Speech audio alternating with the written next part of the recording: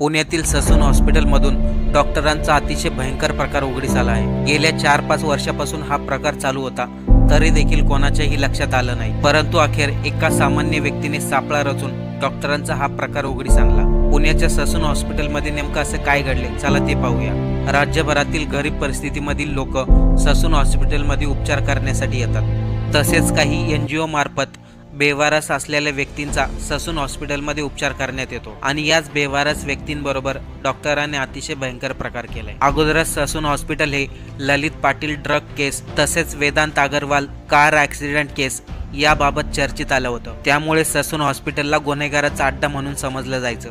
आणि आता पुन्हा एकदा हॉस्पिटलमधील डॉक्टरांचा भयंकर प्रकार। वंचित बहुजन आघाडीचे रितेश गायकवाड आणि दादासाहेब गायकवाड हे NGO मार्फत ससून हॉस्पिटलमध्ये बेवारस व्यक्तींना उपचारासाठी आणत होते। त्यांना हॉस्पिटलमध्ये ॲडमिट केल्यानंतर 2-3 दिवसांनी त्यांची चौकशी करण्यासाठी यायचे, परंतु ते पेशंट त्यांना पुन्हा हॉस्पिटलमध्ये दिसतच नव्हते। जेव्हा रितेश गायकवाड आणि दादासाहेब गायकवाड हे डॉक्टरांना पेशंटबद्दल चौकशी करायचे, तेव्हा डॉक्टर बोलायचे की ते पेशंट पळून गेले।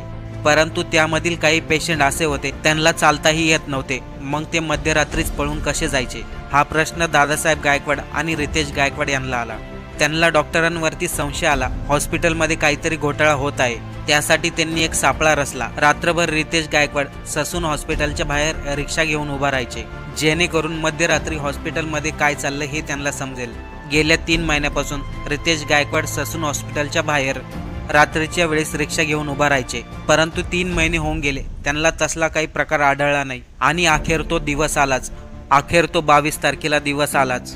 22 जुलैच्या मध्यरात्री रितेश गायकवाड आपली रिक्षा ससून हॉस्पिटलच्या बाहेर उभा करून बसले होते। 1:30 वाजता त्यांच्याजवळ एक डॉक्टर आला आणि रितेश गायकवाडला म्हटले, एक पेशंट आहे, त्याला सोडायचं आहे। रितेश गायकवाडनी डॉक्टरांना विचारले, नेमकं त्याला कुठे सोडायचं आहे? डॉक्टरचं उत्तर ऐकून रितेश गायकवाडचा संशय पक्का झाला। डॉक्टर रितेशला म्हटले, त्याला अशा जागेवर सोड की तो पेशंट पुन्हा आलाच नाही पाहिजे। त्यावरती रितेश गायकवाड म्हटला, त्याच्याबरोबर कोणीतरी नातेवाईक असेल ना, मी असं एकटा त्याला कसं काय सोडू? त्यावरती ससून हॉस्पिटलचा डॉक्टर म्हटला, आम्ही आमच्या रिक्षावाल्याला 500 रुपये देतो आणि तो आम्हाला कोणताही प्रश्न न विचारता त्या पेशंटला सोडतो, परंतु तो आता सुट्टीवर गेला आहे, म्हणून आम्ही तुझ्याकडे आलो, तू सोडायला तयार असेल तर सांग।